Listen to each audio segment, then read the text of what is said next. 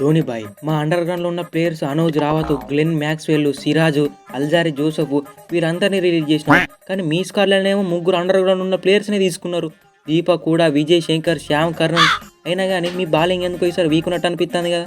Deepak చహార్ని release చేసినాం, కానీ మళ్ళీ యాక్షన్లో ఆల్మోస్ట్ 9 కోట్ల వరకు ట్రై చేసినాం. ఇక ముంబై ఇండియన్స్ అయితే ఎవరికి ఇంటలేరు, కానీ ఏం చెప్తాం వదులుకున్నాం. అయినా విరాట్ మాకు పెద్ద పెద్ద బౌలర్స్ అవసరమే లేదు. ఉన్న ముఖేష్ చౌదరి, ఖలీల్ అహ్మద్ చాలు. వీళ్ళతోనే ఏపిత్తా, వికెట్లు తీపిత్తా. మొత్తానికి శ్యామ్ కరణ్, దీపక్ కూడా, విజయ్ శంకర్ వీళ్ళందరిని అండర్ గ్రౌండ్ నుంచి బయటికి తీసుకొస్తా.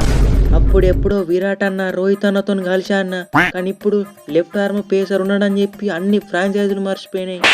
దీపక్ కూడా, అర్జున్ టెండూల్కర్ వీళ్ళతో ఉంటే ఏ ఫ్రాంచైజ్ అయినా మర్చిపోతుంది తమ్ముడు. First of all under ground నుంచి బయటికి రావాలి. I will try my level best. Tushar Deshpande ఎట్లా వికెట్లు తీసిండో అంతకు మించి తీస్తా సిఎస్కి ఈసారి. ఎస్ అంతే బ్రో, నా టాలెంట్ ని దొక్కెత్తున్నారు. ఒరే ఒక్క సీజన్ ఫెయిల్ అయితేనే పీక్ వారెత్తరా టీంల నుంచి. ఏందివే కూడా అదేదో ఒక్క మ్యాచ్ లో ఫెయిల్ అయినా అన్నట్టు చెప్తాను. నువ్వు ఫెయిల్ అయినా కానీ ఎల్ఎస్జీ వాళ్ళు ఛాన్సులు ఇచ్చిర్రు నీకు. ఇచ్చిర్రన్నా, కానీ వాళ్ళకి వేరే ఆప్షన్ లేదు కాబట్టి ఇచ్చిర్రు. సరే ఇచ్చిళ్ళు, ఇచ్చినప్పుడు అయితే వాడుకోవాలి కదా. వాళ్ళు ఎంత కన్సిస్టెన్సీగా ఛాన్సులు ఇచ్చినా కానీ నువ్వు రన్స్ స్కోర్ చేయలే. మళ్ళీ రన్స్ స్కోర్ చేసే బ్యాటర్ని రన్అట్ చేసినావు నువ్వు. ధోనిబాయ్ పోయినసారి అంటే అట్నెట్నో అయిపోయింది. నేను ఒకప్పుడు ఎస్ఆర్హెచ్ కాడినా, పంజాబ్ కాడినా, ఎల్ఏజీ కాడినా, ఇప్పుడు సిఎస్కే కాడబోతున్నా. ప్లీజ్ బాయ్ నన్ను ఎట్టనే చేసి అండర్ గ్రౌండ్ నుంచి బయటకు పట్టుకురావాలి. అవసరమైతే వికెట్ కీపింగ్ కూడా చేస్తా నేను. నిన్నే కాదు, అవసరమైతే ఆర్సీబీలో ఉన్న పాడికెళ్ళని తీసుకొస్తా, ఎల్ఏజీలో ఉన్న అబ్దుల్ సమాద్ని తీసుకొస్తా. మీ అందరినీ ఇండియన్ టీంలోకి పంపే బాధ్యత నాది.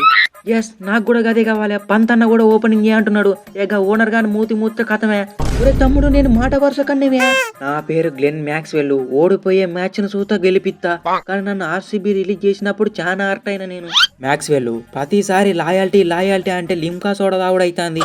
అఫ్ కోర్స్ నేను రిలీజ్ చేసేలా తప్పులేదనుకో, కానీ విల్ జాక్స్, సిరాజ్ని కూడా రిలీజ్ చేసిర్రు. ఏం కూడా అట్టయినవే దానికి. అంటే ఇక విల్ జాక్స్ ఒక్క సీజన్లో 2-3 మ్యాచ్లు మంచిగా ఆడితే నన్ను మర్చిపోతాడా. మ్యాక్స్వెల్ నిన్నే కాదువే, మన సిరాజ్ని, అల్జారి జోసెఫ్ని వీళ్ళని కూడా వదిలిపెట్టినాం కదా. విరాట్ బ్రో పుసుక్కుమని మా పంజాబ్తో జరిగే మ్యాచ్లో మీరు గెలవాల్సిన సిచ్యువేషన్లు ఉన్నా కానీ నేను గెలవనియ్యా. అంతేనా మ్యాక్స్వెల్ బ్రో, లాయల్టీ ఏది బ్రో. ఈసారి సలైన బాటిలా సాంబార్ వేసి వాడుకోబెడతాం. నీ అవ్వ జీటీలు ఉన్నప్పుడు నాకు బాలింగ్ ఇరివా అంటే హార్దిక్ పాండ్యా కెప్టెన్ ఉన్నప్పుడు అయినా నేను 4 ఓవర్లు వేస్తాడు. ఈ గిల్లు కెప్టెన్ ఉన్నప్పుడు అయితే నన్ను ప్లేయింగ్ లెవెన్లో కూడా తీసుకోలేదు. కానీ సిఎస్కేలో ధోనిబాయ్ ఉన్నాడు, కథ మొత్తం వేరే ఉంటది. ప్లేయింగ్ లెవెన్ ఇది తమ్ముడు, ప్రతి మ్యాచ్లో నీకు బాలింగ్ ఇప్పిస్తా. నువ్వు వెళ్ళి విజయ్ హజారీ ట్రాఫీ ఆడుకో, కానీ మళ్ళీ దెబ్బ దాకించుకోక మరి. అంతన్నా మన టీంలో ఎడిన్ మార్క్రమ్, డేవిడ్ మిల్లరు, మిచెల్ మార్ష్, ఆవేశం స్టారు, ఆకాశ్ దీప్ ఉన్నారు. కానీ పర్ఫార్మెన్స్ ఇద్దరు అయ్యారో తెలియదు. వాళ్ళేమన్నా గుట్కా గివేవే ఇస్తే టీంలోకి వచ్చిర్రా తమ్ముడు, పైసలు ఇస్తే వచ్చిర్రు. ఆడతారు, పర్ఫార్మెన్స్ ఇవ్వాలి. నువ్వైతే ముందు అండర్ గ్రౌండ్ నుండి బయటికి రా. అవసరం లేనప్పుడు పర్ఫార్మెన్స్ ఇచ్చుడు కాదు, అవసరం ఉన్నప్పుడు ఇవ్వాలి మన ఎల్ఎస్జీకి.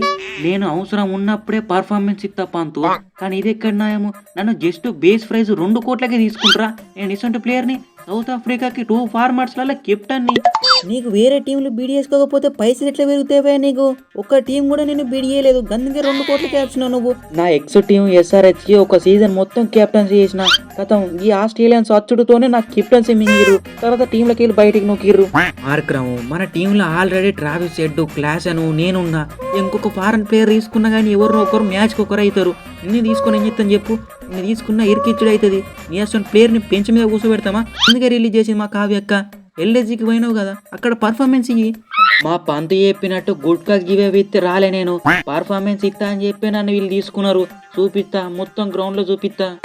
ఇల్లు తమ్ముడు ఏందివే మీరు, మేము రిలీజ్ చేసిన 3 ప్లేయర్స్ ని మీరే తీసుకున్నారు. అనూజ్ రావత్, సిరాజు, మైపాల్ లోమ్నరు. ఒక్కరినే తీసుకుంటే ఏమని అనుకోవచ్చు, కానీ ముగ్గురిని తీసుకున్నారంటే what is the beyond reason. Virat boy నీకు తెలియంది ఏమున్నది. ఆర్సీబీ రిలీజ్ చేసిన ప్లేయర్లు అందరూ బయటికి రాగానే కథం ఒక్కొక్కడు పిచ్చిలేసినట్టే ఆడతాడు. ఎగ్జాంపుల్ శివం దూబే, మొయిన్ అలీ. కొంచెం పాతకాలానికి పోతే యుజవేందర్ చాహల్, కేఎల్ రాహుల్. నిజం చెప్పానంటే మేము వీళ్ళది రీసెంట్ పాము పర్ఫార్మెన్స్ చూసి తీసుకోలే.